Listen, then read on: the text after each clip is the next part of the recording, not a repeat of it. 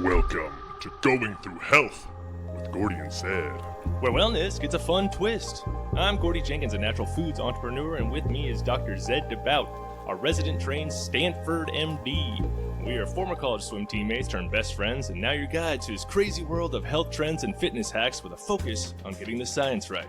Get ready for a wild ride. This is Going Through Health with Gordy and Zed.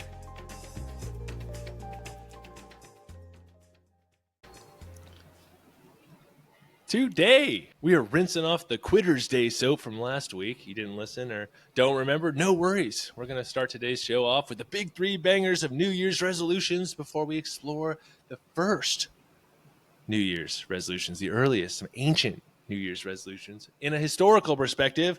Then we shine the science spotlight on a follow-up study about red dye. Before we wrap up with the Fastfire Questions. But before we talk about the first resolutions, let's rinse the Quitter's Day soap off from last week. Dr. Zed, what are the GTH big three bangers of New Year's resolutions?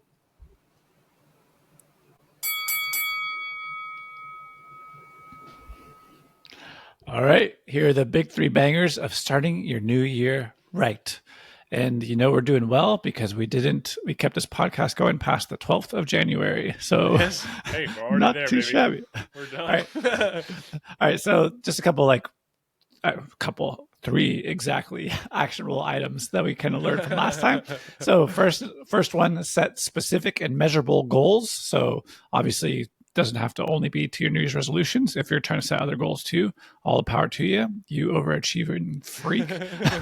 But yeah, so set specific and measurable goals, clearly define your resolutions with specific measurable outcomes. So this really helps in tracking progress and maintaining motivation. So for example, instead of resolving to exercise more, a little bit hand wavy, you can specify exercise for 30 minutes 3 times a week. So a little bit more of something to sink your teeth into.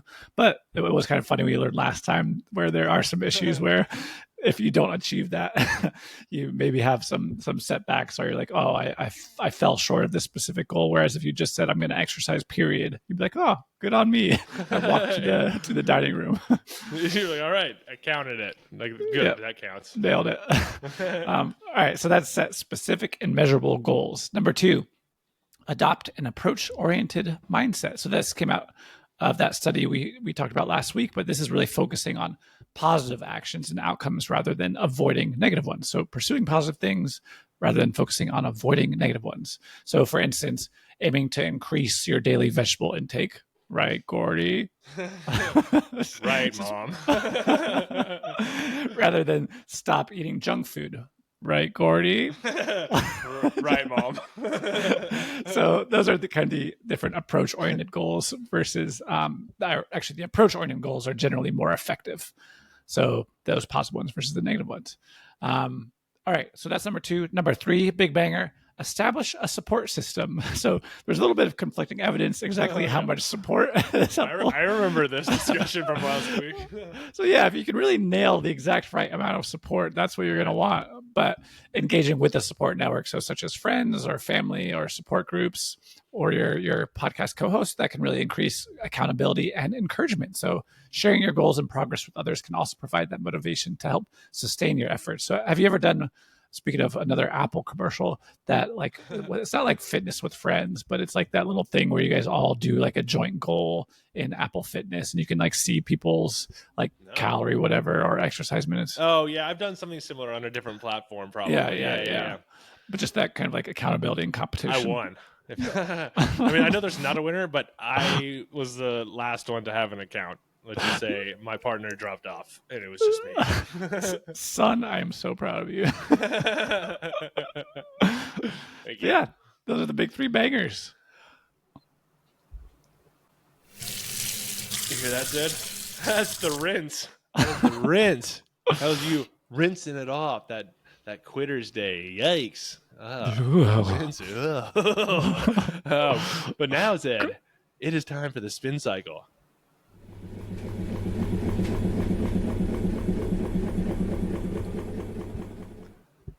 And this week, Zed, the spin comes in the form of a historical perspective. I'm doing work over here looking for all these sound clips. they say. It's a going through health historical perspective right here. Just know that when I'm talking slowly, everyone, it's because I'm actively looking for a sound to play. But here's a sound that you might be familiar with.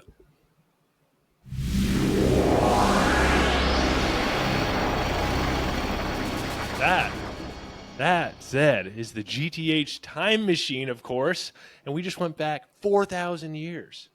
So yeah, let's head to ancient Babylon, modern-day Iraq, where our ancestors were already making promises they probably wouldn't keep. But unlike today's resolutions, read more or cut carbs, theirs came with actual consequences. Welcome to the Akitu Festival, a 12 days. That's just enough time to get you to Quitters Day. A 12-day extravaganza that blended religion, agriculture, and the ancient version of a to-do list. Mm. Fun. You like that big three? Religion, agriculture, and a to-do list. Oh, yeah! 12 days. Can't wait to start the new year. It's going to be fun, man. Why don't you want to hang out with us? The Babylonians didn't ring in the new year in January like we do. They were practical people. Their year began in mid-March during the spring equinox, the vernal equinox, when they were prepping to plant their crops. Akitu wasn't just a celebration. It was a ritual of renewal and survival. It wasn't a celebration at all. In fact, it was kind of akin to work. And ennui. But the stakes were high. So if these promises weren't made to themselves, Zed, it wasn't, I'm going to not be whatever. You can tell Gordy's made his resolution. I don't want to jinx myself, so I'm not going to even say it. But they didn't make these resolutions themselves. They made these promises to Marduk. It's probably Marduk, but nobody is telling me they actually know what Babylonian words sound like today. You just can't, so don't be pedantic. Get that out of here. Marduk, the god of creation and justice, which seems a little bit of a conflict, of interest there. I brought you into this world. Yeah. And I will judge you for it. But yeah, he also moonlighted, Marduk did, as a divine resolutions enforcer, apparently. During Akitu, Babylonian farmers would pledge things like, I'll pay my debts, or I'll return that plow and ox, or I promise not to water down my barley beer, real solid Babylonian resolutions. And according to scholars, these promises were tied to maintaining social order and ensuring divine favor for their crops. Always comes back to the crops. So messing up a resolution wasn't just disappointing. It was, it could mean that you were messing with the cosmic balance of the universe. So yeah, no pressure there. Yeah, it's a lot of pressure. It wasn't a fun time to be alive, in some ways. But you had religion and agriculture though, and a to-do list. Well, how about I get into the ritual a little bit? You tell me if it's fun. All right. Sounds good. Get this said. The Babylonian king, wasn't exempt from this cosmic scrutiny. Justice at last. Yeah, it's true. It truly is a little bit of justice, or kink or something. Every year, as part of Akitu, the Babylonian ruler would symbolically give up his power and be publicly humiliated. The priests of Marduk would strip him of his royal regalia and slap him. They would slap him across the face. While reciting a prayer, and if the king started tearing up or started crying at all, it was considered proof that Marduk approved of him and that order would be restored, right? So if he didn't cry, let's just say you did not want to be the guy who held it together in front of these priests. You're not a big crier. I don't think we're big criers. So thanks for that. But do you think you could squeeze a few water droplets out for old Marduk, getting slapped around by a bunch of Babylonian priests in front of your friends and people? if I'm the king, like headed up onto the dais with these priests who I know have just been like limbering up and they're ready to. This is what they went to school for. This is why I became a priest. I'm like, before I even get up there, I'm getting like my robe on backstage or whatever. I'm putting the little like lime juice in the corners of my eyes or whatever, and putting tiger balm under them. I'm tearing up before I'm even out there. Hey, no need, guys. Hey, do you see these tears? I'm already humiliated. Yeah, Marduk was into that though, and yeah, all the priests who work for the king were also really into that too. The special. Some king just like grabbing the paddle from the priest and like doing it to himself and just making it really awesome. So fast forward about 2,000 years after all that, all those shenanigans, and the Romans were kind of riffing on the same theme, though their gods had a bit less face slapping and a bit more philosophy. In 46 BC, Julius Caesar reworked the Roman calendar. Officially, he moved the start of the year to January, and this wasn't just an organizational upgrade. January was named after Janus, which you may have touched on in the last episode. I don't remember. But so January was named after Janus, the god of beginnings, transitions, and doorways. Oh, okay. Sorry, I snorted at first, but it kind of makes sense. Yeah, if you think of it like a metaphorical doorway, entrance. But it's also just like, he's like, no, I'll fix that. Like, oh yeah, door's pretty messed up. I will. I'll put that one in there when I'm done helping everybody else out. Everything else, not a big deal. Sure, your door's broken. You forgot your keys again. I'll be right there. I'm not busy at all. Chicken with his boss. He's like, hey, Janus, you did a great job with your beginnings and your transitions this year. But, bro, there's like 100 freaking doorways you got to get to. For sure. I know it's not the most glamorous bit.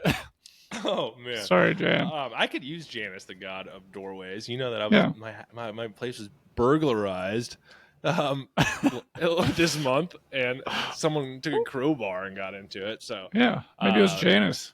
If you're listening, drop me an email at GordyandZ at gmail.com, please, and identify Tell me yourself. Why. But yeah, so Janus is Janus. It's Janus, as we mentioned maybe last time, not Janus. Janus. Yeah, that's right. Picture him, though, Zed, as a two-faced deity. One face looking back at the past, and the other peering into the future. I bet who are you thinking of right now? Are you thinking of Voldemort by any chance? Oh, kind of like a Quirrell situation? Quirrell. Yeah, maybe so. Yeah, well, I am now. Well, that was me, actually. I just used up your quota. He was, but Janus was a perfect symbol for reflection and fresh starts, which is why Romans would make offerings to Janus at the start of the year, promising to live better lives. Boom, start of the year, Janus, January.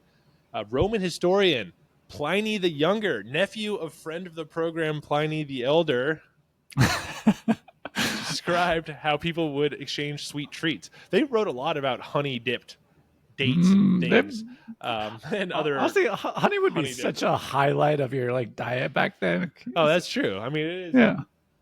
It is. Sorry, my cat just jumped on me. Yeah, that's true. I can't imagine how excited they would be for honey when they're eating. Yeah, we've talked about some of their old mouse dung and stuff like that used for cleaning teeth. So I'm sure Pliny the Younger and the Elder were quite fond.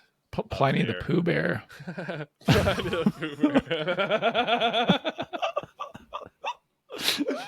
Only funny times. Dude, there's some people like that. I love that. That was amazing. But resolutions back then weren't about personal fitness or side hustles. They were more civic-minded, often about keeping the peace, improving relationships, or refraining from political drama.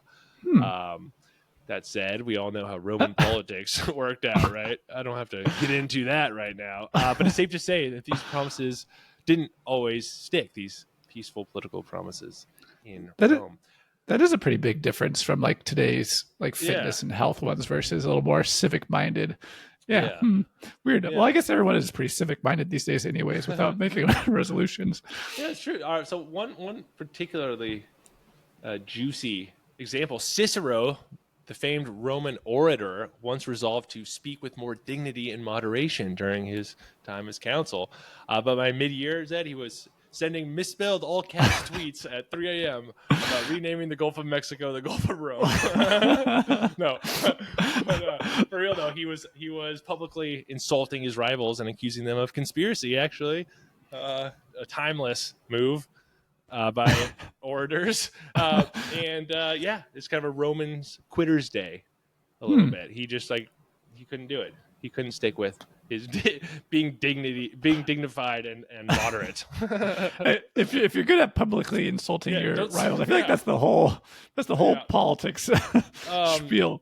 Yeah, exactly. And then you don't want to add, you're like, I'm gonna be moderate and dignified this year. Like, I would hate to say that. I'd put so much pressure on me. It's like, I don't know. Well, whatever's good. I don't want to be supporting you too much. It's the perfect level of support. So the fascinating part of this all is how the core of these ancient traditions has survived. The Babylonians made promises to their gods to secure divine favor. The Romans made resolutions to honor Janus or Janus. Janus says, I'm done with Cicero. That was really good. I like that a lot. Thanks, and they reflect on their civic duties. So today we pledge to drink less coffee or learn to crochet or something, often for no one but ourselves. I know you're working on learning to crochet. I promised to crochet for Gordy. The stakes have definitely gotten lower, than political peace in Rome. But the drive to begin anew has stayed remarkably consistent. And just like us, these ancient cultures probably struggled with the follow-through, as we see. Babylonians, farmers probably muttered, I'll return that ox and plow tomorrow, or water down this barley beer just a little bit. I can imagine a Roman soldier just thinking that he would be able to pull a fast one on Janus, which, Janus is a busy guy. He could be tending to a doorway right now or something. But no, even back then, human nature was naturally human. Fun thought, though, is that if you've ever forgotten a resolution by February, you're in good company. For all that we know, Babylonian farmers, Roman senators, and maybe even Julius Caesar himself, maybe they were secretly wishing they'd aimed a little bit lower. So aim lower, my friend. aim as low as you can. And you'll hit Earth. Yeah, that's exactly right. But yeah, so thanks for listening to that little story. What do you think about that? Yeah, it does not get more inspiring than that. I'm so tickled by the idea of just kind of a party combining religion and agriculture and to-do lists. And honestly, it sounds like a good time. But I will be thinking. I'll just say I will be thinking of Janus more often as I walk through the doorways of life. Every door, think of him, or he'll be thinking of you. He feels it every time you walk through a door. Just know that it's extremely invasive. But Zed, enough of that nonsense. It's time for a science spotlight, where we shine a light on anything that catches our eye while going through health. Dr. Zed, did you come across anything this week that was worthy of our science spotlight? Worthy is a Science spotlight.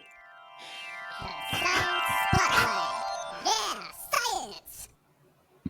I need a flag or something to be like, I'm about to play the bumper. We can do it again. Are you be able to find it? The bumper? Wait, you're editing this one though. So not my problem. Let's just keep going. Let me kick it off just so I can know where to cut off. Science spotlight. Science spotlight. Yeah, science. Well, I do have a little interesting spotlight. I don't know if it's worthy, but you know how we've touched on. I think it was near Halloween. We touched on these artificial red dyes and beverages and candies and stuff. Mm-hmm. But little interesting update there, and kind of maybe a little bit even positive news. But apparently, in this article by Caitlin Sullivan at NBC News on the 7th of January. So by the time this comes out, we may even know more. But the FDA may finally be banning artificial red dye from beverages, candy, and other foods. So the FDA is considering banning red number 3. Oh, they're not going 40 yet? No, they're going to start with 3, then 4, then 5. Just ease your way in. Start 6. low. Aim low. I get it. But yeah, They're so listening. this is one of the synthetic food dyes that kind of comes from Wow. petroleum in a roundabout way, but it's been their FDA is looking at removing it following a petition urging its removal due to safety concerns. So, as we all know, it's used in beverages and candies. It was actually, interestingly, banned from cosmetics in 1990 due to carcinogenic findings in lab rats. Oh, that was a long time ago. Why is it still in our food? Well, because we're not rats and because we don't eat makeup. So But boy, did those rats look beautiful. couldn't tell they had cancer. No. But yeah, so anyways, the FDA maintained that it posed no human risk despite those findings in lab rats. But some states, like California, hopefully recovering from the fires, Illinois, and New York, are independently moving to ban certain artificial dyes, potentially influencing nationwide changes as manufacturers adapt to these varying state regulations. So is it still worth it for them to include the dyes in certain foods when some states don't allow it at all, especially big ones like California? I'm all for that. I just find it non-functional to me. It's just bad for me. It doesn't serve any purpose. I already bought it. If like I'm buying it, like I don't know. I don't need the artificial dyes. Yeah, and I feel like I don't have many strong like hummingbird genes in me or whatever. I'm not like really pulled to like red as a source of like fruit punch or Twizzlers or red something. As a flavor. Exactly. Oh, eating less sugar. That's a New Year's resolution of mine. And I started as kind of like a good episode to talk about. I started a bit draconian or like a bit strict, feel like I'm not going to eat any. And I found it hard. I think I messed up on like the 6th day or something when the what did you do? On fire. Just put on a snorkel and poured sugar down it. I don't know, but like it was tough. But I don't usually have a sweet tooth. It's completely just like retraining my brain just to try to like get out of this weird habit that I've been in or something recently. So I just wanted to add that. But the dyes, that's easy for me to give up. I feel like. Well, that makes me think if we still have some of our resolutions lasting beyond January, we should actually cover them in a brief segment so that the audience can hold us accountable. That's a good point. And maybe send us a freaking email. Actually, no, we've gotten a couple of very nice emails. Just want to give credit where credit is due. Oh, yeah. We will respond to those emails shortly once the proverbial and literal dust settles in our lives and our communities. And I look forward to getting to those because they're awesome. They're awesome. Well, just to wrap up this little dye piece real quickly. But yeah, so as we actually, I think, we've covered it a little bit about different regulations in the US versus Europe. But yeah, in Europe, there's more like post-market reviews and precautionary principles, much more common. So those lead to stricter controls. So they have different sort of purviews around these dyes than we do. But there are more and more consumer advocacy groups and some experts arguing that artificial dyes can contribute to things like hyperactivity in kids and other neurobehavioral issues. And though like the FDA reviews have not conclusively established these effects, these are like some of the things making it into the argument against or into the argument in favor of banning artificial red dye. So we'll see how that happens, but may have some interesting updates in a couple of weeks. Yeah, that's cool. That'll be fun to monitor. I hope that ends up good for Americans. Now that's healthy. Sorry, Zed. Just had to say that while I looked for the sound bumper. But Zed, you know what that sound means? It means that it is time for one of my favorite segments, the Fastfire Questions. Gordy and Zed's Fastfire Questions. You really just sneezed through the Fastfire Question intro, didn't you? I worked so hard to find all the bumpers, and then Sneezy, Dr. Sneezy over here just decides to sneeze them up. All right, Zed, we start with our first question, though, which is, would you rather? Would you rather? Zed, would you rather a year, this is, all right, just stick with me here. A year be 24 months long or a year be 6 months long? Like assuming seasons cycle normally.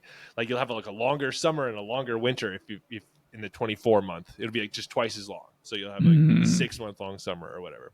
And then seasons would be shorter. I know like Hawaii and LA isn't the best for this, but seasons in the 6 month would be like rapid and shorter. You'd have like a ton of birthday parties. It'd be Christmas more often, things like that. But you'd also like ignore issues like fiscal issues, ignore like crop harvest issues. Like, oh no, like we couldn't even harvest. It's winter again. Like ignore that. Would you psychologically having a longer or shorter year if you had to choose? Interesting. Yeah, my initial inclination was to say shorter because it'd be like more fun things and more activity on a regular basis. And yeah, you get to Christmas again, or you get to summer break again or something. But now that I'm thinking about it, I wonder if that would just feel more hectic and you'd feel like your life is turning over faster and have some weird effect on your biological clock or something. So yeah, I think there could be some real benefits to like slowing it down and taking it easy. And I don't know, not that it would be super relaxing to have two times longer a winter, but yeah, I think I'm going to 2 times longer. 2 times longer. I think I'm going to go for slower. I'll do a 24 cycle, kind of a winter is coming sort of thing. These like 8-month winters. I like that. I think that's a good answer. I think your reasoning is sound. I would agree though, because like if 6 months at first jumps out at me as being like that sounds fun. Like I like just have to do 6 months of smartest year. No, but like having like 6 months, but like just having like a fresh start. 6 months. yeah. Rebrand. Half year. But yeah, like having a little faster term would be fun. But I think you can't really like you're just starting to get used to one season or finding a groove and it's changing. I think having more time, I think that could actually be good for us. Like a really long summer. Long winters would be psychologically tough on society though, probably. Yeah. But if you have the wherewithal to, maybe your summer or winter in somewhere, or at least for part of the winter somewhere else. That's true. Yeah. It's again, not a bad problem for Hawaii. But Zed, we don't have time to talk about Hawaii because it's time for the next question, which is which. What is this question? It is which would you rather spend time with in a giant terrarium, of course. Would you rather? Oh, I pressed the wrong one. Zed, it is which would you rather spend time with in a giant terrarium? Kill me. Which would you rather spend time with in a giant terrarium? Nailed it. My eyes are just, I'm trying. They're not focusing. These eyes. Too much red 40. All right, Zed, which would you rather spend time with in a giant terrarium? Let's get down to business. 30 days in an unchanging terrarium. All right, so let's make this very complicated. Like in video game rankings, like in Madden or something, like 99 speed would be like maxed out as fast as you go. Like strength 76, like that's pretty strong. Like catching skills 88. All right, so like skills like that, but like in more of a an arts and humanities sort of way. Would you rather spend a month in a terrarium with a guy that had his entertainment ability maxed out to 99? Like he was just like, I don't know, who's really like a Martin Conan Short. O'Brien on fire. Conan, like someone just like cooking. Or they say make you laugh. But let's say this person is like that's all they do. They're just like kind of entertaining, but you're like, be real. Or 99 like knowledge, like they'll be able to answer questions. So I guess it kind of comes down to like an artist or like a professor, I guess, for a month. Yeah. Do I even have that many good questions? And like, am I even going to remember what they talk about? Would you rather be entertained or informed for a month? Or is information entertainment these days? And is it possible to...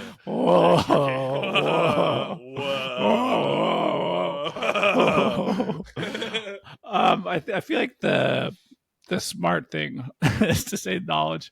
But if I'm stuck in this thing for 6 months, I wouldn't mind spending it with Conan if he's on fire.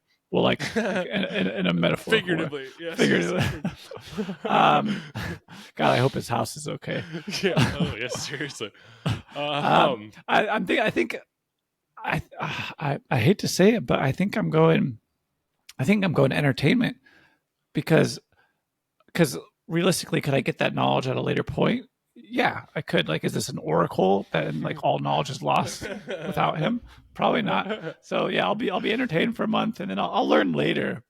If I already went to freaking school, yeah, how much could he teach me or she? That's so true. That's so true. You're right. You're right. You are unteachable. Next, for the next question, it is the one that is not a question. It is Shock the Doc. Shock the Doc. Shockingly loud in my headphones. Is that your Nailed cat? it. Yeah, did you hear that? Yeah. Oh my gosh. Nice. Every single time I play a bumper. Zed, get this. This is kind of crazy. I just had to share it. So it's shocking to me. I have a picture that I'll play for you. This is my wife took this video or showed me this video. Hold on one second. Let me just wait till the cat food stops dispensing for a second. Oh, yeah. You with your mouth closed, Leroy. All right. So this was shocking to me. Zed, I'm going to play an image. Let's see if that works. My wife, works at a hospital, obviously, and during the fires, they were all getting their evacuation stuff planned and prepped just in case. And so I thought this was shocking. It's probably a good word for it, actually. I'll play it for you. Let's see if you can see it there. Oh. You see these like baby evacuation aprons. So these are specifically designed. I'll play that again for a second. They're specifically designed so that NICU staff can like evacuate newborn babies during emergencies. So you see them there, and they have those like giant pouches and pockets, so you could stuff like a bunch of babies in there, and the nurse's hands then would be free to maneuver and get out of the building and stuff like that. They could hold like 4 babies at once or something. Yeah, it's kind of like a 4x kangaroo situation. Exactly. It's like a 4 king. It's exactly that. Yeah. Exactly that. And they that's what I said. I didn't say, "Oh, you're a hero." I said that's like a quad kangaroo situation. She said, I hate telling you anything. Why did I even share this? Do you know that wombats have square poop? All right, man. Have fun with your podcast. But so these aprons are made with fire-resistant material, and they're specifically designed for these high-pressure situations like fires and other crappy situations. Yeah, me just like coming out of my house with like cargo shorts, like pockets, like with like spare socks in them, sitting next to the NICU nurse with like 4 newborns, saving them. Like, well, nice pockets. Yeah, big pockets. You can hold a lot of things in your 4 babies. Nice. Where do you even get 4 babies? 4 kangaroos. Thanks for watching and listening, everyone, to Going Through Health with Gordy and Zed.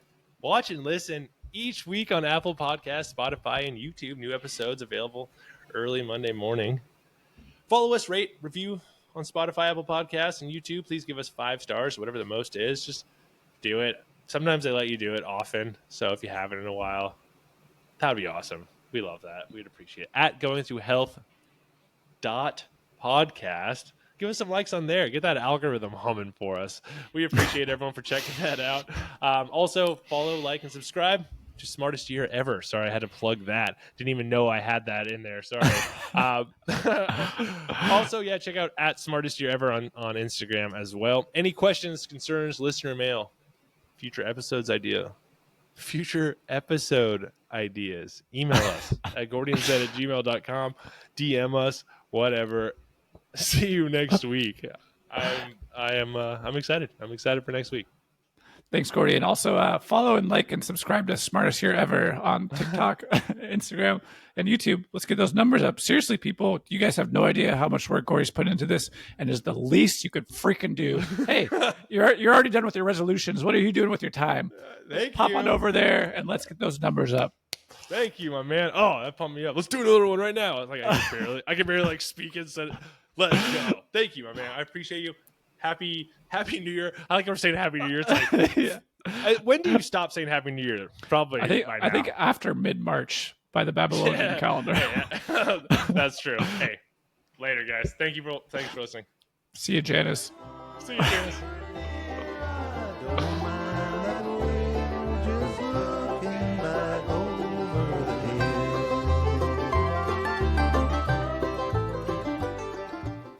Hey, this is Zed. This podcast is intended solely for general informational purposes and does not represent the provision of medical advice or the practice of any professional healthcare services.